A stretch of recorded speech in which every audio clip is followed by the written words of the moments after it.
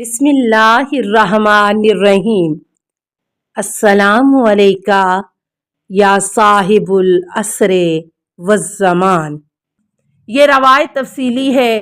صاحب صراط المستقیم نے غالباً اسے تلخیص کر کے نقل کیا ہے اور بے عینے ہی اسی طرح صاحب اللزام الناصب نے اسے نقل کر دیا ہے۔ جو حضرات تفصیل دیکھنا چاہیں وہ کتاب ثواب الاعمال میں ملاحظہ کر سکتے ہیں۔ گرہن۔ امام محمد باقر علیہ السلام نے فرمایا کہ دو نشانیاں قائم آل محمد کے قیام سے قبل ظاہر ہوں گی اور یہ حبوط آدم سے لے کر اب تک ظاہر نہیں ہوئی ہیں۔ رمضان کے وسط میں سورج گرہن اور آخر میں چاند گرہن ہوگا۔ کسی شخص نے کہا کہ فرزند رسول صلی اللہ علیہ وسلم سورج گرہن آخر ماہ میں، چاند گرہن اوسط ماہ میں ہوا کرتا ہے۔ آپ نے فرمایا کہ تم جو کہہ رہے ہو وہ میں بھی جانتا ہوں، لیکن یہ دو نشانیاں ایسی ہیں جو حبوط آدم علیہ السلام سے اب تک نہیں ہوئی ہیں۔ ورد سے روایت ہے کہ امام محمد باقر علیہ السلام نے فرمایا کہ اس امر ظہور سے قبل دو نشانیاں ہیں۔ 25 تاریخ کو چاند گرہن ہوگا اور 15 تاریخ کو سورج گرہن ہوگا، اور یہ دونوں نشانیاں حبوط آدم سے اب تک ظاہر نہیں ہوئی ہیں۔ اس وقت اہل نجوم کا حساب ساقط ہو جائے گا۔ جمادی الثانیہ و رجب۔ عوالم میں امام جعفر صادق علیہ السلام سے روایت ہے کہ جب قیام قائم کا وقت آ جائے گا تو پورے جمادی الثانیہ اور رجب کے 10 دنوں میں ایسی بارش ہوگی جو لوگوں نے پہلے نہ دیکھی ہوگی۔ اس سے مومن کے گوشت اور جسم سے نمو پائیں گے اور گویا کہ میں انہیں دیکھ رہا ہوں کہ وہ جہینیہ کی طرف سے آ رہے ہیں اور اپنے سروں سے مٹی کو صاف کر رہے ہیں۔ سفر۔ عبداللہ ابن بشار کی کتاب میں امام حسین علیہ السلام سے منقول ہے کہ جب اللہ تبارک و تعالی قائم کے ظہور کا ارادہ فرمائے گا تو اس زمانے میں ماہ سفر تک جنگ ہوگی اور وہی خروج مہدی علیہ السلام کا زمانہ ہوگا۔ الزام الناصب جلد 2 صفحہ 125۔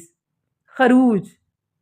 روایت ابو ذر نے بیان کیا ہے کہ ایک زمانہ آئے گا جب لوگ اس پر رشک کریں گے جس کے عیال و اولاد نہ ہوگی، جیسا کہ آج اس پر رشک کرتے ہیں جس کے 10 لڑکے ہوں۔ اور جب بازار سے جنازہ گزرے گا تو لوگ اپنے سروں کو ہلائیں گے اور کہیں گے کہ کاش کہ اس مردے کی جگہ ہم مر جاتے۔ عبادہ بن صامت نے کہا کہ ابو ذر یہ عجوبہ ہے۔ کہا کہ ہاں، جتنا تم خیال کرتے ہو اس سے بھی بڑا عجوبہ ظاہر ہوگا۔ رسول اللہ صلی اللہ علیہ وسلم نے فرمایا کہ آخری زمانے میں لوگ قرآن گائیں گے اور استغفاف کریں گے۔ جو اس زمانے میں ہو وہ ان سب لوگوں کے شر سے پناہ چاہے۔ پھر فرمایا کہ اس زمانے میں جاڑے کی ٹوپیاں ظاہر ہوں گی اور لوگ سود کے استعمال سے نہیں شرمائیں گے۔ اس وقت دین پر قائم رہنے والا 50 انسانوں کے برابر اجر کا مستحق ہوگا۔ اور ابن مسعود کی روایت میں ہے کہ اس وقت عورتوں کے مہر اور گھوڑوں کی قیمت میں بہت اضافہ ہو جائے گا اور قیامت تک کمی نہیں ہوگی۔ خطبہ اجماع۔ امیر المومنین علیہ السلام نے ایک خطبہ دیتے ہوئے مختلف جنگوں اور فتنوں کا تذکرہ فرمایا۔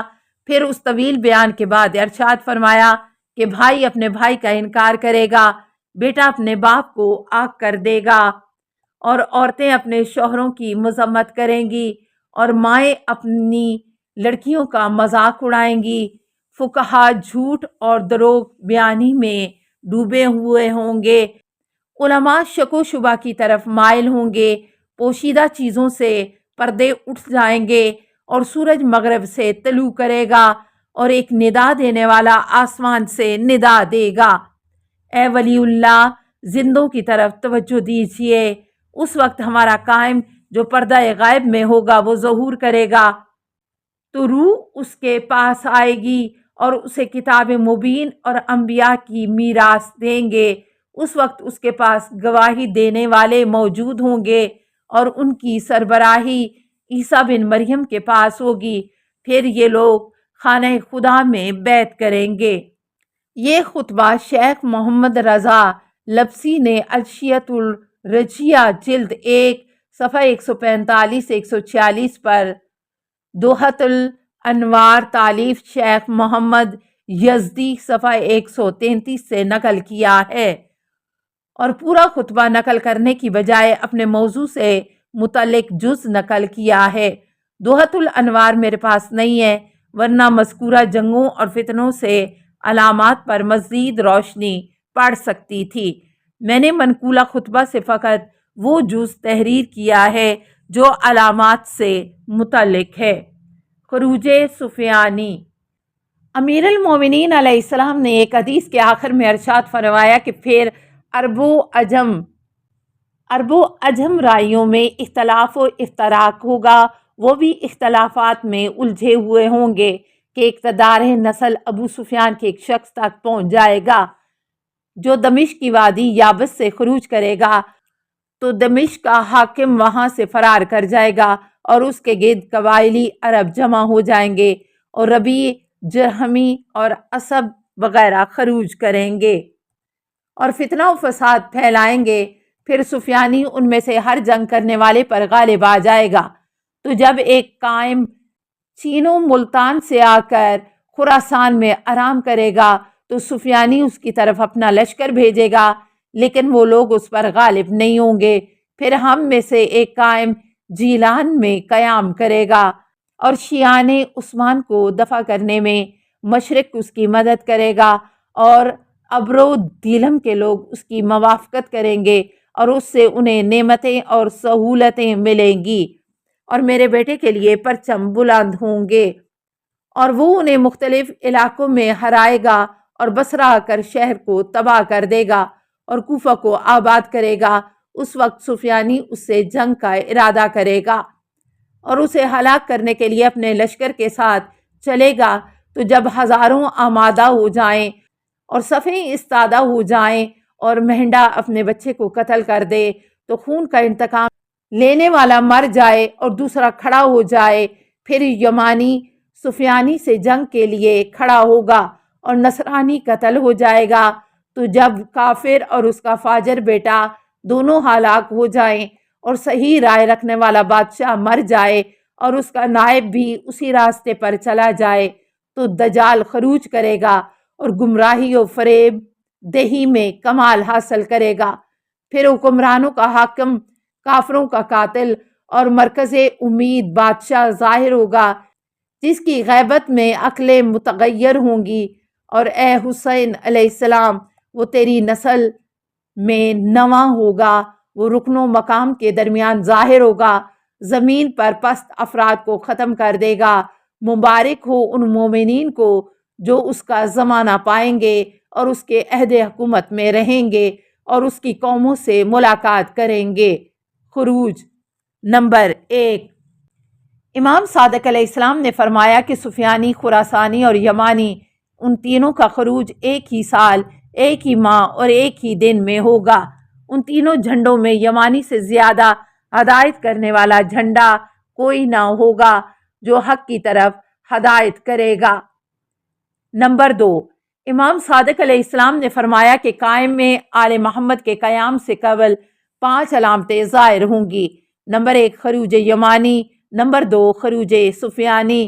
نمبر 3، آسمان سے ایک منادی کی آواز۔ نمبر 4، بیداہ میں زمین کا دھنس جانا۔ نمبر 5، قتل نفس زکیہ۔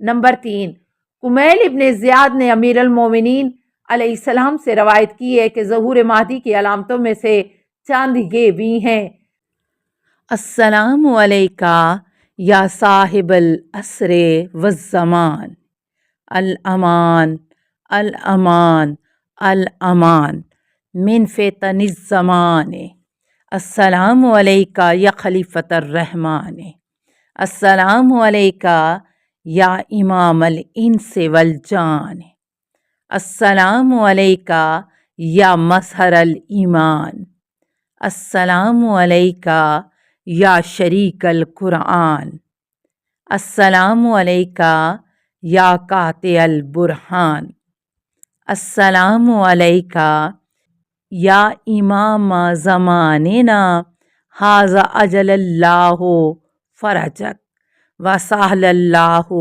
مخرجک وظہور کا السلام علیکہ ورحمۃ اللہ۔